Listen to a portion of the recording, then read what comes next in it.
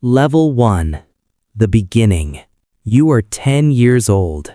You pick up a basketball for the first time in your driveway. The hoop is too high. You can't reach it.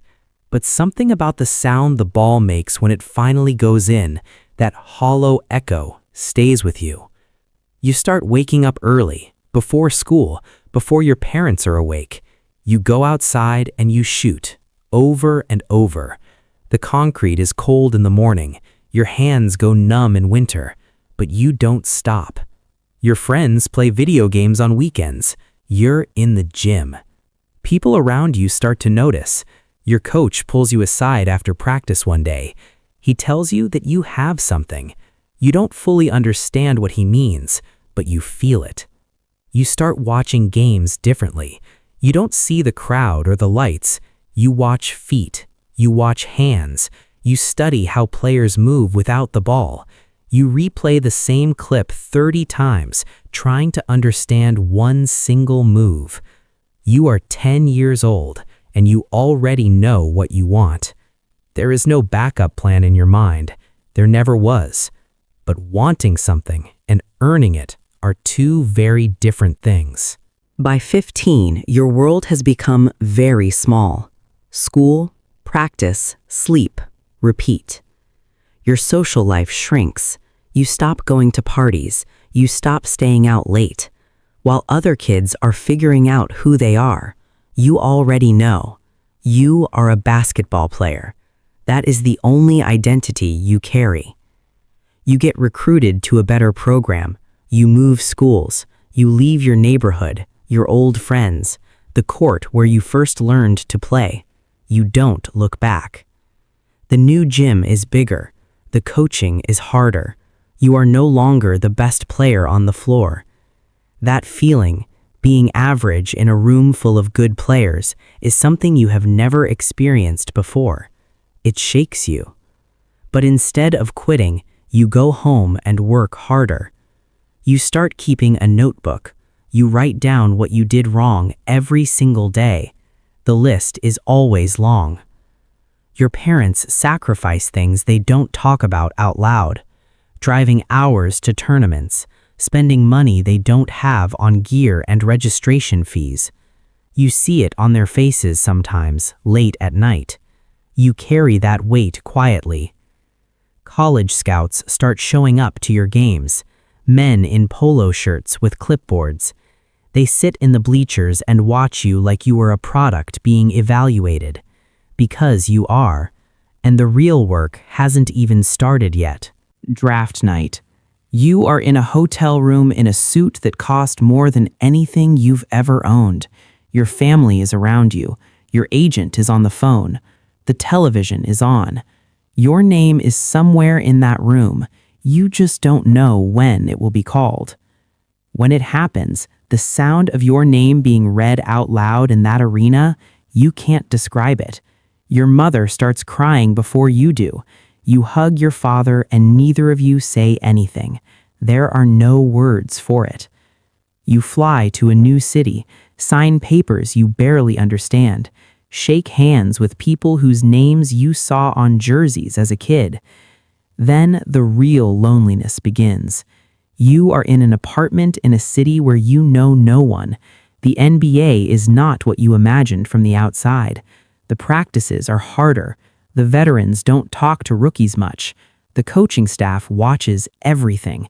Every movement, every decision, every mistake is recorded and reviewed. You are making more money than anyone in your family has ever made, but you feel more alone than you ever have. You perform well in preseason. Then the regular season starts. The crowds are real. The cameras are real.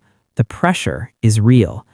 And for the first time, you understand that talent got you here, but talent alone will not keep you here. Your second year is harder than your first. The league has film on you now. They know your tendencies. They know your weak hand. They know when you hesitate. The adjustments they make are surgical. There are nights when it feels like the entire opposing team was designed specifically to stop you. You respond by working more. You hire a private trainer. You change your diet completely.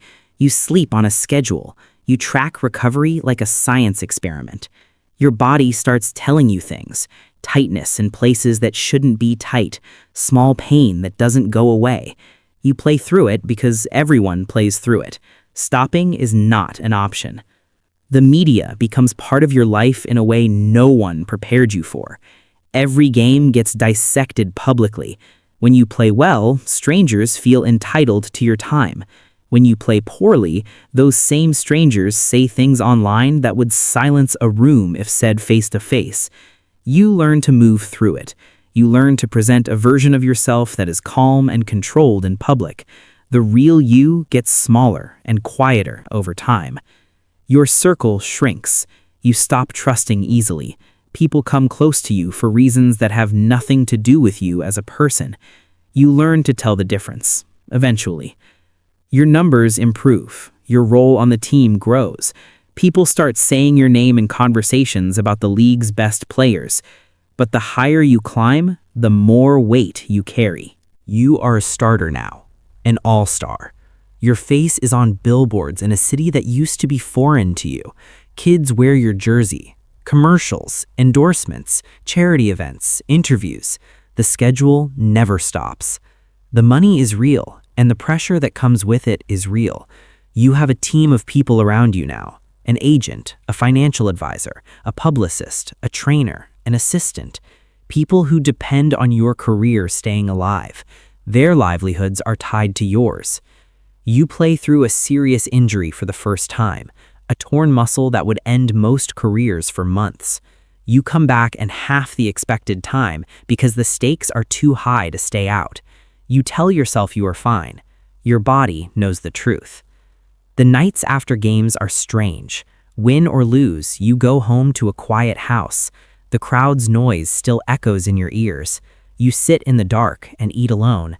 The adrenaline takes hours to leave your body. Sleep doesn't come easily. You love the game still, but the relationship has changed. It used to be simple joy. Now it is responsibility, obligation, identity without an off switch. Your childhood, the driveway, the numb hands in the morning, it feels like someone else's memory. You wonder sometimes if that kid would recognize you, but you are in too deep to slow down now. You are 31. Your body carries years of games in it like scar tissue. Mornings take longer. Recovery takes longer. The young players coming into the league are faster than you remember being. You watch them and see yourself years ago, before the miles, before the weight of it all. You've been traded twice. Each time a new city, a new locker room, a new set of strangers you need to perform in front of. Your family has moved with you, or tried to. The strain of constant relocation lives in your home in ways you don't talk about at press conferences. The contract negotiations are colder now. Teams talk about your age, your decline. Numbers that suggest your best years are behind you. You sit in meetings where men in suits discuss your body like it's inventory. You take a smaller contract to stay competitive. Your pride doesn't like it, but you know the alternative. Injuries become more frequent. A knee, a back issue that comes and goes. You manage it all quietly. Pain is private now. Showing it is weakness. And weakness gets you cut. Off the court, you have built something real, a foundation, investments, a family that grounds you. These things matter deeply. But there are days when you look in the mirror and struggle to separate who you are from what you have always done. Basketball was never just a career. It was your identity. And it is slowly being taken away. The call comes on a Tuesday morning. The team is moving in a different direction. They appreciate everything you've given. They wish you the best. The conversation lasts 4 minutes. 15 years of your life. 4 minutes. You sit in the silence after the call ends. You think about the driveway, the cold concrete, the hollow sound of the ball going in on a morning no one else was watching. You are not 10 years old anymore. Free agency passes quietly. The calls don't come the way they used to. You work out for 2 teams. Neither one signs you. You consider retiring, but the word doesn't feel real yet. It belongs to other people, older players, not you. But the league moves on. It always does. You retire on a Tuesday afternoon, in a press conference with cameras and polite applause. You say the right things. You thank the right people. You smile for the photographs. Then you go home, and the house is the quietest it has ever been. The structure that organized your entire life, the early mornings, the practices, the games, the travel, the pressure, all of it, gone. And in its place is something you don't have a name for yet. You are 40 years old, healthy enough, wealthy enough, respected, and completely lost. You spend the first months not knowing what to do with your mornings. You wake up early from habit. You sit in the kitchen and drink coffee while the world goes on without you. Slowly, you begin to build something new. It takes longer than anything you've ever trained for. But you've always been good at starting from scratch. That part, at least, never changed.